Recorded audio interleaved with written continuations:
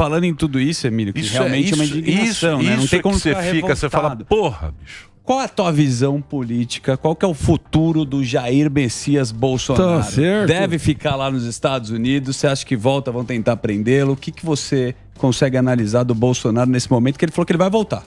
Daniel, eu vejo muita narrativa, as pessoas falando ele vai ser preso, tá bom, mas qual é o fato? Isso. Para você ter uma prisão, você tem que ter um fato, tem que ter um fato concreto. Matou a não Ema, um genocídio mais na pandemia. Você pode ter tido uma má gestão da pandemia, você pode ter uma discussão de mérito sobre isso, não vou dizer nem A nem B, não estou falando que sou a favor ou contra, mas estou dizendo que é uma discussão admissível.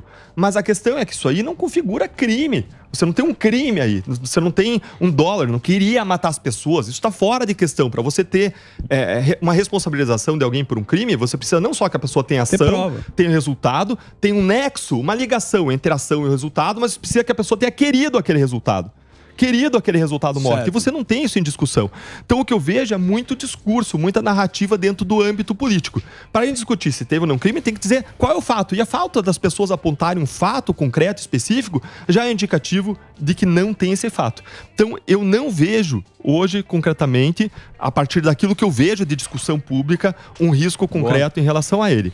O que eu vejo é que a gente precisa fortalecer uma direita que seja uma direita com 3 características. Uma direita democrática, aquilo que nos une. A gente tem que nos unir naquilo que nos une. Uma direita que defenda a democracia. Em segundo lugar, que defenda políticas públicas em cima de evidências. Aqui em oposição às práticas fisiológicas que hoje dominam a política em grande medida. E dominam não porque as pessoas sejam malvadas na política, mas porque a população recompensa fisiologismo. A população lá do interior elege o cara para que ele leve dinheiro para o interior. E como é que ele leva dinheiro para o interior? Sim. Indo lá e se encostando no governo, levando orçamento e assumindo o cargo que permita ele levar dinheiro para aquela cidade que elegeu ele. Então, em segundo lugar, uma direita que defenda a política pública sobre evidência em oposição ao fisiologismo. E em terceiro lugar, que defenda uma economia liberal. São as 3 características centrais. Aí tem uma quarta, eu sou conservador, mas nem todos de direita vão ser conservadores, mas acho que é uma questão que a gente pode colocar de lado para nós nos unirmos, considerando o que está acontecendo agora no governo.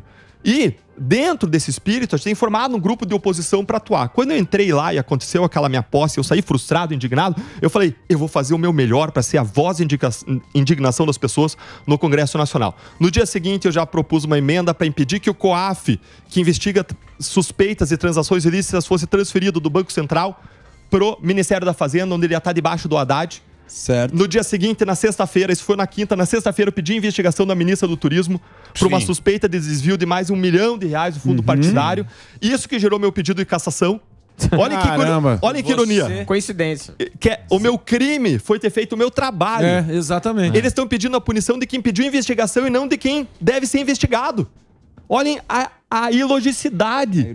Olha a ironia. Olha a inversão de valores.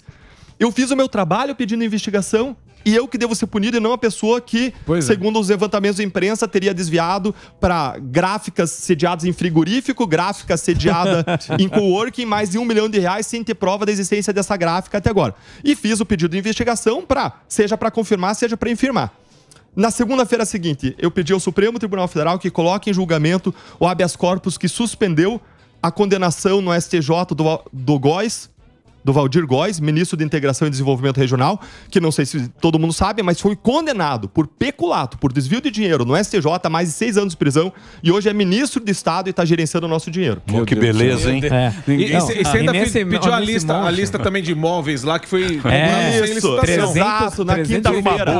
380 mil reais. Em 11 imóveis. Exatamente, 34 mil reais por imóvel. Poderia ter comprado sem licitação ou não? Em princípio, não. A gente não tem acesso ainda, porque foi feito sem transparência, não está público ainda. Certo. E foi feito sem as devidas informações para a sociedade e sem licitação, mas a lei de licitações conflita com a ideia. Por quê? Primeiro, a lei de licitação veda a compra de móveis de luxo. E aparentemente eram móveis de luxo. Nossa. Em segundo lugar, eles aplicaram uma regra da lei de licitação que dispensa a licitação quando você tem calamidade ou emergência. E eu não consigo imaginar uma razão de emergência ou de calamidade que tenha obrigado essa compra. Mas claro que pra gente saber se houve ou não, a gente precisa ter acesso ao procedimento. A gente pediu acesso, pediu uma análise da CGU, do TCU, pediu acesso ao procedimento pra gente adotar providências.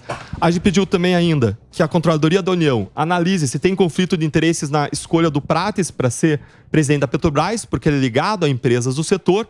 A gente pediu ainda a instalação da comissão da prisão em segunda instância na quarta-feira passada. A gente, na sexta-feira passada, endossou os projetos de lei do Luiz Felipe de Orleans para que o BNDES não financie obras em países que devem para o Brasil. A gente tem mais de 2 bilhões de reais de dívidas. Que a gente já tomou. Exatamente, da Cuba, de Venezuela. Pois é. E para que exista uma fiscalização mais adequada dos recursos empregados à Lei Rouanet.